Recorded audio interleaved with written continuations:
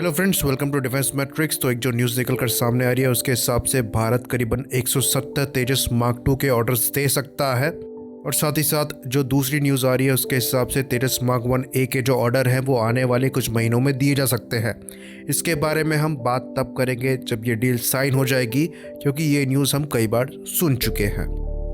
तो main topic जो आज का है वो तेजस मार्क 2 के ऑर्डर्स को लेकर है, जो कि 170 के करीब बताए जा रहे हैं। और ये एक्सपेक्टेड ऑर्डर है, एक्चुअली एक्सपेक्टेशन से कम है।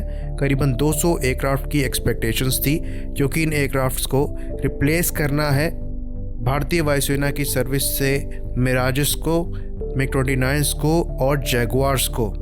तो चीज़ें जैसी प्लान करी गई हैं उसके हिसाब से 2021 अप्रैल यानी कि इसी साल के अप्रैल से इसकी मेटल कटिंग जो है वो स्टार्ट होगी।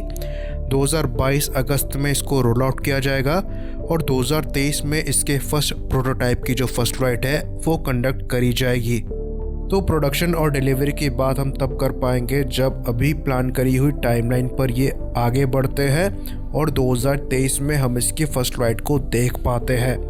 तो ऑन पेपर अगर इसकी परफॉर्मेंस की बात करें तो हम उसको डिस्कस कर चुके हैं। ये काफ़ी अच्छे नंबर्स नज़र आते हैं, पर एक्चुअल परफॉर्मेंस क्या होगी ये हम तब कह पाएंगे जब ये एयरक्राफ्ट बाहर आएगा, उसका प्रोटोटाइप परफॉर्म करेगा और जो नंबर्स हैं उन पर ये कितना खरा उतरा है ये चीज़ बाहर आएगी। तो तेजस से ये हर मामले में बेटर होगा, चाहे हम उसके एरोडायनेमिक परफॉर्मेंस की बात करें, कैरिंग कैपेसिटी की बात करें, एवियोनिक्स की बात करें या फिर उसकी मेंटेनेंस की ही क्यों ना बात करें। तो अभी तक का जो इशू है वो एयरक्राफ्ट को डिज़ाइन और बनाने का नहीं है, इशू आता है प्रोडक्शन में और ये जो टेस्टिंग प्रोसेस है उसको फास्ट ट्रैक करने में। तो उस चीज़ को फास्ट ट्रैक करने के लिए तेजस मार्क 2 में जो मैक्सिमम टेस्टिंग करी गई है तेजस में, उसी के नंबर्स को यूज़ किया जाएगा और प्रोसेस को छोटा रखा जाएगा जैसा कि प्लान किया गया है। ये एक अच्छी बात है क्योंकि हम जानते हैं कितना टाइम वेस्ट हुआ है तेजस की टेस्टिंग में।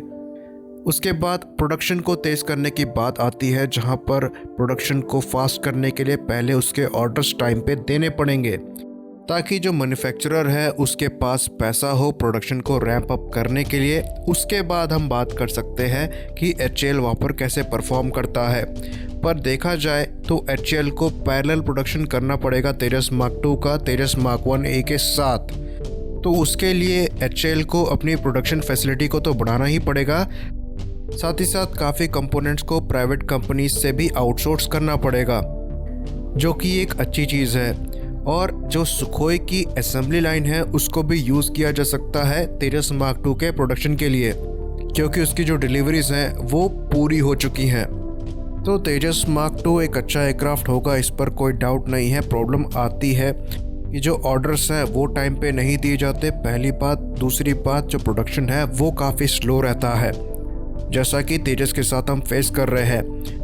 तो ऑर्डर्स के टाइम पे ना दिए जाने पर सरकार भी रिस्पॉन्सिबल है और जो कस्टमर है वो खुद भी रिस्पॉन्सिबल है।